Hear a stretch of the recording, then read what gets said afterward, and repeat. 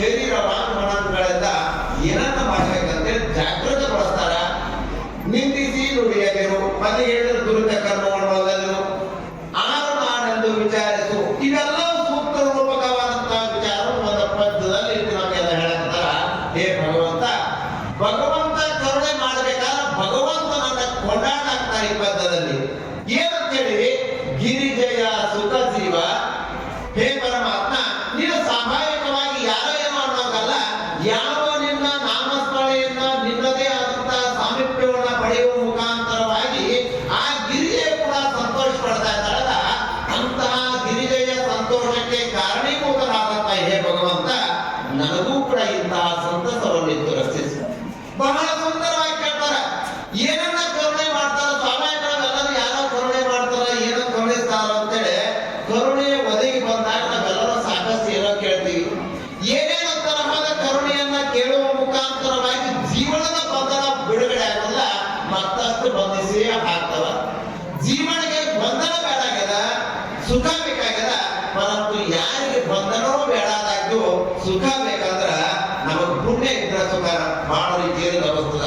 ನಾವೆಲ್ಲರೂ ಸುಖ ಪಡಿತಾ ಇದ್ದೀವಿ ಅಂತ ನಮ್ಮೆಲ್ಲರ ಪುಣ್ಯವು ಬಹಳ ಪ್ರಬಲವಾಗಿರ್ತದ.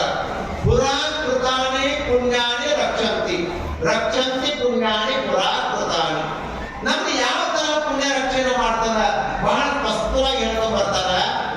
ಎಲ್ಲೆಲ್ಲಿ ಕಾಯ್ಲಿಕ್ಕೆ ಸಾಧ್ಯದ, ಯಾರಲ್ಲಿ ಪುಣ್ಯ ಇರುವ ಮುಖಾಂತರವಾಗಿ ವಣೆ ರಣೆ ಶತ್ರು ಜಲಾಗ್ನಿ ಮಧ್ಯೆ ಬಹಳ ಚೆನ್ನಾಗಿ ಹೇಳ್ಕೊಂಡು ಬರ್ತಾರ. ಯಾರಲ್ಲಿ ಪುಣ್ಯವೆಂಬುವಂಥದ್ದು ಇರ್ತದ, ಯಾವ್ಯಾವ ಪುಣ್ಯಲ್ಲಿ ಯಾವ ನಾಲಿಗೆಯ ಮುಖಾಂತರ ಶ್ರೀಮನ್ ನಾರಾಯಣನನ್ನ ಕೊಂಡಾಡುವಂತಹ ಅನಂತ ರೀತಿಯಲ್ಲಿ ತಂದೆಯಾದರೂ ನಾರಾಯಣನ ವಿರೋಧಿಯಾಗಿದ್ದಾನ, ಅವನು ಏನೋ ಅಲ್ಲ ಅಂತ ಹೇಳುವಂತ ತಂದೆಗೆ ಇರುವಂತಹ ಮುಗ್ಧ ವಯಸ್ಸಿನ ಅತಿ ಚಿಕ್ಕ ವಯಸ್ಸಿನಲ್ಲಿ ಮುಗ್ಧ ಮನಸ್ಸಿನ ಮಗ ಅಂತಾನ. ಏನು ಅಲ್ಲ, ಪ್ರಹ್ಲಾದನಿಗೆ ಅನಂತ ರೀತಿಯ ನಾಮಸ್ಮರಣೆಯನ್ನ ಮಾಡಿ ಆದಂತಹ ಫಲದಲ್ಲಿ ಒಂದು ಸಂದರ್ಭ ಬಂದಾಗ ಆ ಪ್ರಹ್ಲಾದನಿಗೆ ವಿಷ ಹಾಕ್ತಾರ. ಆ ಪ್ರಹ್ಲಾದನಿಗೆ ಆನೆ ಕಲ್ಲೆ ತುಳಿಸ್ತಾರ. ಆತನನ್ನ ಬೆಟ್ಟದ ಮೇಲೆ ದೂಕ್ತಾರ. ಎಲ್ಲಾ ಕಥೆಗಳು ಗೊತ್ತದವ. ಇಷ್ಟೆಲ್ಲ ಆದಾಗ್ಯೂ ಕೂಡ ಆತನಿಗೆ ಯಾವುದೇ ತರಹವಾಗಿ ಸಾವು ಬರುವುದಿಲ್ಲ. ಬಹಳ ವಿಚಾರ ಮಾಡ್ತಾನ ತಂದೆ. ಅಲ್ಲ, ಇಷ್ಟೆಲ್ಲ ಮಾಡಾಕತ್ತಿದ್ರು ಕೂಡ ಏನನ್ನ ಮಾಡುವ ಮುಖಾಂತರ ಜಗತ್ತನ್ನು ಸುಟ್ಟು ಹಾಕುವಂತ ಅಗ್ನಿಯು ಯಾಕೆ ಶುರು ಆಗ್ತಾವ ಅಂದ್ರ ಬಹಳ ಪಾಂಡಿತ್ಯದಲ್ಲಿರುವಂತವ್ರು ಕರೆದು ಕೇಳ್ತಾನ, ಏನು ಕಾರಣಕ್ಕೆ ಆಗ್ತಾನ ಅಂದ್ರ ಆತನ ಪುಣ್ಯ ಬಹಳ ಪ್ರಬಲವಾಗಿದೆ. ಎದ್ರು ನಿಂತರು ಕೊಡುದು ಆತನ ವಾಣಿಯ ಸಾಮರ್ಥ್ಯ ಹೇಗಾಗಿದೆ ಅಂದ್ರ ನಾರಾಯಣ ನಾರಾಯಣ ನಾರಾಯಣ ಅಂತ ಪರಿಪೂರ್ಣವಾಗಿದೆ ತಲೆನ ಅರ್ಥದಕ್ಕ. ಅದನ್ನ ಬಸವಾದಿ ಪ್ರಮಾತ್ರ ಹೇಳಿದ್ರು, ನೀನು ಒಲಿದರೆ ಹೊರಡ್ಕೊಳ್ಳಬಹುದು. ಹೇ ಭಗವಂತ, ಜಗತ್ತಿನಲ್ಲಿ ಯಾವುದರ ಯಾರ್ಯಾರ ಒಲಮೆ ಅಂದ್ರೆ ಏನೆಲ್ಲ ಸಿಗ್ತಾವ ಅಂತ ಹೇಳ್ತಾರ. ಹೇ ಪರಮಾತ್ಮ, ನಿನ್ನ ಒಲಮೆ ಆದದ್ದಾದ್ರ ಜಗತ್ತಿನಲ್ಲಿ ಯಾವುದಕ್ಕೂ ಕೊರತೆ ಇಲ್ಲ. ಬರಡು ಹಯಣವುದು ವಿಷವ ಅಮೃತ ಆಗುವುದು ಅನ್ನೋ ಹಾಗೆ ಎಷ್ಟೆಲ್ಲ ಪ್ರಯತ್ನ ಮಾಡಿದ್ರು ಕೂಡ ಪ್ರಹ್ಲಾದನಿಗೆ ಏನನ್ನೂ ಕೂಡ ಮಾಡ್ಲಿಕ್ಕಾಗಲಿಲ್ಲ.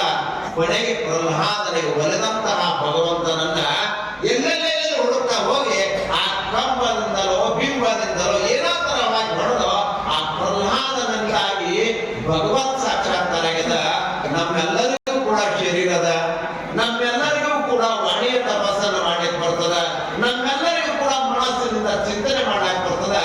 ಏನೇನೋ ಚಿಂತನೆ ಮಾಡುವಂತ ಸಾಕಷ್ಟು ಚಿಂತನೆ ಮಾಡಕ್, ಏನೇನೋ ತರಹವಾಗಿ ಮನುಷ್ಯನ ಬದುಕು ಚಿಂತನೆ ಹಾಗೂ ಚಿಂತಿ ಎರಡರಿಂದಲೂ ಬಹಳ ವಿಭಿನ್ನವಾಗಿದೆ.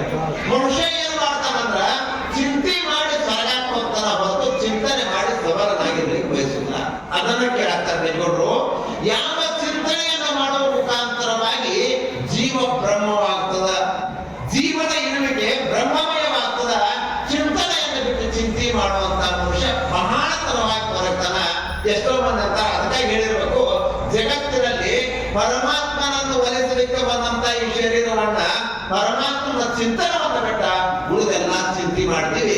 ಚಿಂತೆ ಮಾಡಿ ಮತ್ತು ನಮ್ಗೆ ಏನ್ ಹೇಳ್ತೀವಿ ಅಂದ್ರ, ಹೇ ಪರಮಾತ್ಮ, ನಮ್ಗೆ ಒಳ್ಳೇದಾಗಬೇಕಂದ್ರ ಭಗವಂತ ಒಳ್ಳೇದು ಮಾಡ್ತಾನ. ನಿಜಗೊಂಡು ಹೇಳ್ತಾರ, ಏನೇನೋ ಕರುಣಾಡ ಎಂತಹ ಕರುಣೆ ಬೇಕಾಗಿದೆ ಅಂದ್ರ ಅದು ಅಗಲಾಗುವಂತ ಕರುಣೆ.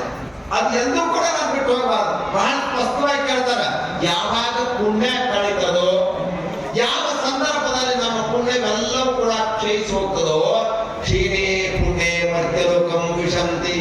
ಬಹಳ ಸ್ಪಷ್ಟವಾಗಿ ಭಗವಂತ ಯಾರ ಪುಣ್ಯವೂ ಕೂಡ ನಶಿಸಿ ಹೋಗ್ತದೋ, ಯಾವಾಗ ಪುಣ್ಯ ಕಳೀತದಂದ್ರ ದೇವೇಂದ್ರನ ಪದವಿಯಲ್ಲಿದ್ದಂತನೂ ಕೂಡ ಮತ್ತೆ ಇದ ಲೋಕಕ್ಕೆ ಬರ್ಬೇಕಾಗ್ತದ.